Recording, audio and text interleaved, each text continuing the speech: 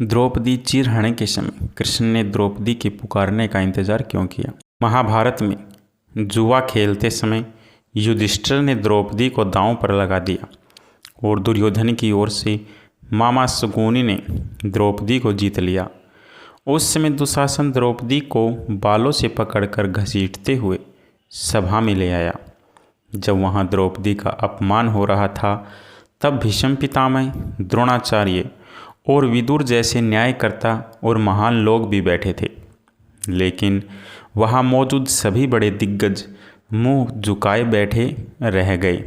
द्रौपदी को घसीट कर लाया जा रहा था। तब तक भी द्रौपदी को यह भान नहीं था कि मेरा चीरहरण होने वाला है। जब दुशासन से भारी सभा में द्रौपदी की साड़ी उतारने के लिए कहा गया, तब द्रौपदी को इस बात का एहसास हुआ कि संकट बड़ा है। उस वक्त उन्होंने अपने सबसे प्रिय सखा भगवान श्री कृष्ण का नाम पुकारा, हरि हरि अभयम कृष्णा अभयम। उद्धव गीता या उद्धव भागवत में श्री कृष्ण के सखा उद्धव उनसे इस संबंध में कई सवाल करते हैं। आओ जानते हैं श्री कृष्ण उद्धव संवाद को। उद्धव कहते हैं, हे कृष्ण, आप पांडवों के आत्म प्रिय मित्र थे। आज़ाद बांधव के रूप में उन्होंने सदा आप पर पूरा भरोसा किया। कृष्ण, आप महान ज्ञानी हैं। आप भूत, वर्तमान व भविष्य के ज्ञाता हैं, किंतु आपने सच्चे मित्र की जो परिभाषा दी है, क्या आपको नहीं लगता कि आपने उस परिभाषा के अनुसार कार्य नहीं किया? आपने धर्मराज युधिष्ठिर को जुआ खेलने से रोका क्यों नहीं? चलो ठीक है कि आपने उन्हें नहीं रोका, लेकिन आपने भाग्य को भी धर्मराज के पक्ष में नहीं मोड़ा। आप चाहते तो युधिष्ठिर जीत सकते थे। आप कम से कम उन्हें धन, राज्य और यहाँ तक कि खुद को हारने के बाद तो रोक सकते थे। उसके बाद जब उन्होंने अपने भाइयों को दांव पर लगाना शुरू किया, तब तो आप सभा कक्ष में पहुंच सकते थे। आपने वह भी नहीं किया। उसके बाद जब दुर्योधन ने पांडवों को सदैव अच्छी किस्मत वाला बताते हुए द्रौपदी को दांव पर लगाने को प्रेरित किया और जीतने पर हारा हुआ सब कुछ वापस कर देने का लालच दिया, कम से कम तब तो आप हस्तक्षेप कर ही सकते थे। अपनी दिव्य शक्ति के द्वारा आप पासे धर्मराज के अनुकूल कर सकते थे। इसके स्थान पर आपने तब हस्तक्षेप किया जब द्रौपदी लगभग अपना शील खोल रही थी। तब आपने उसे वस्त्र देकर द्रौपदी के शील को बचाने का दावा किया, लेकिन आप यह दावा भी कैसे कर सकते हैं? उसे एक आदमी घसीट कर सभा में लाता है और इतने सारे लोगों के सामने निर्वस्त्र करने के लिए छोड़ देता है। एक महिला का शील क्या बचा? आपने क्या बचाया? अगर आपने संकट के समय में अपनों की सहायता नहीं की तो आपको आपाद बांधव कैसे कहा जा सकता है? बताइए। आपने संकट के समय में सहायता नहीं की तो क्या फ़ायदा? क्या यही धर्म है? इन प्रश्नों को पूछते पूछते उद्धव का गला रुंध गया और उनकी आंखों से आंसू बहने लगे। भगवान श्री कृष्ण मुस्कुराते हुए बोले, प्रिय उद्धव, यह सृष्टि का नियम है कि विवेकवान ही जीतता है। उस समय दुर्योधन के पास विवेक था, धर्मराज के पास नहीं। यही कारण रहा कि धर्मराज पराजित हुए। उद्धव को हैरान परेशान देखकर कृष्ण जी आगे बोले, दुर्योधन के पास जुआ खेलने के लिए पैसा और धन तो बहुत था, लेकिन उसे पासों का खेल खेलना नहीं आता था। इसलिए उसने अपने मामा शकुनी का जुआ खेल के लिए उपयोग किया। यही विवेक है। धर्मराज भी इसी प्रकार सोच सकते थे और अपने चचेरे भाई से पेशकश कर सकते थे कि उनकी तरफ से मैं खेलूँगा। जरा विचार करो कि अगर शकुनी और मैं खेलते तो कौन जीतता? पासे के अंक उसके अनुसार आते या मेरे अनुसार? चलो इस बात को जाने दो। उन्होंने मुझे खेल में शामिल नहीं किया, इस बात के लिए उन्हें क्षमा किया जा सकता है।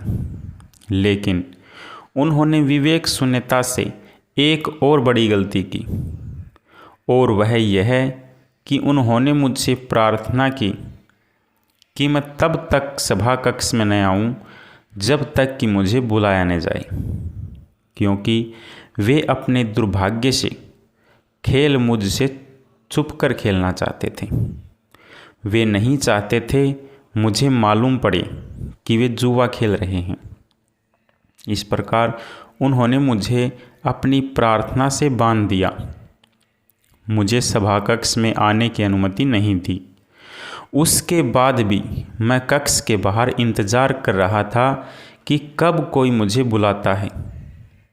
भीम, अर्जुन, नकुल और सहदेव सब मुझे भूल गए, बस अपने भाग्य और दुर्योधन को कोसते रहे। अपने भाई के आदेश पर जब दुशासन द्रौपदी को बाल पकड़कर घसीटता हुआ सभा कक्ष में लाया, द्रौपदी अपनी सामर्थ्य के अनुसार जूझती रही। तब भी उसने मुझे नहीं पुकारा। उसकी बुद्धि तब जागृत हुई जब दुशासन ने उसे निर्वस्त्र करना प्रारंभ किया। जब उसने स्वयं पर निर्भरता छोड़कर हरि हरि अभयम कृष्णा अभयम की गुहार लगाई, तब मुझे उसके शील की रक्षा का अवसर मिला। जैसे ही मुझे पुकारा गया, मैं अविलंब पहुंच गया। अब इस स्थिति में मेरी गलती बताओ। उद्धव बोले, कान्हा, आपका स्पष्टीकरण प्रभावशाली अवश्य है, किंतु मुझे पूर्ण संतुष्टि नहीं हुई। क्या मैं एक और प्रश्न पूछ सकता हूँ? कृष्ण की अनुमति से उद्धव ने पूछा। इसका अर्थ यह हुआ कि आप तभी आओगे जब आपको बुलाया जाएगा। क्या संकट से घिरे अपने भक्त की मदद करने आप स्वतः नहीं आओगे? कृष्ण जी मुस्कुराए। उद्धव, इस सृष्टि में हरेक का जीवन उसके स्वयं के कर्मफल के आधार पर संचालित होता है। न तो मैं इसे चलाता हूँ और न ही इसमें कोई हस्तक्षेप करता हूँ। मैं केवल साक्षी हूँ। मैं सदैव तुम्हारे नज़दीक रहकर जो हो रहा है उसे देखता हूँ। यही ईश्वर का धर्म है। उल्हाड़ा देते हुए उद्धव ने पूछा, वाह वाह, बहुत अच्छा कृष्ण। जो इसका अर्थ यह हुआ कि आप हमारे समीप खड़े रहकर हमारे सभी दुष्कर्मों का निरीक्षण करते रहेंगे। हम पाप पर पाप करते रहेंगे और आप हमें साक्षी बनकर देखते रहेंगे। आप क्या चाहते हैं कि हम भूल करते रहें, पाप की गठरी बांधते रहें और उसका फल भुगतते रहें? तब कृष्ण जी बोले, उद्धव, तुम शब्दों के गहरे अर्थ को समझो। जब तुम समझकर अनुभव कर लोगे कि मैं तुम्हारे समीप साक्षी के रूप में हर पल हूँ, तो क्या तुम कुछ गलत या बुरा कर सकोगे? तुम निश्चिंत रूप से कुछ भी बुरा नहीं कर सकोगे। जब तुम यह भूल जाते हो और यह समझने लगते हो कि मुझसे छुपकर कोई भी काम कर सकते हो, तब ही तुम कठिनाइयों में फंसते हो। धर्मराज का अज्ञान यह था कि उसने माना कि वह मेरी जानकारी के बिना जुआ खेल सकता है। अगर उसने यह समझ लिया होता कि मैं प्रत्येक के साथ हर समय साक्षी रूप में उपस्थित हूँ, तो क्या खेल का रूप कुछ और नहीं होता? उद्धव मंत्रमुग्ध हो गए और बोले, प्रभु, कितना गहरा दर्शन है, कितना महान सत्य। प्रार्थना और पूजा पाठ से ईश्वर को अपनी मदद के लिए बुलाना तो महज हमारी प्रभावना है, किंतु जैसे ही हम यह विश्वास करना शुरू करते हैं कि ईश्वर के बिना पत्ता भी नहीं हिलता, तब हमें साक्षी के रूप में उनकी उपस्थिति महसूस होने लगती है। गड़बड़ तब होती है जब हम इसे भूलकर सांसारिकता में डूब जाते हैं। नमस्कार मेरे प्यारे दोस्तों, आपको यह कहानी कैसी लगी कृपया करके कमेंट बॉक्स में ज़रूर बताएं।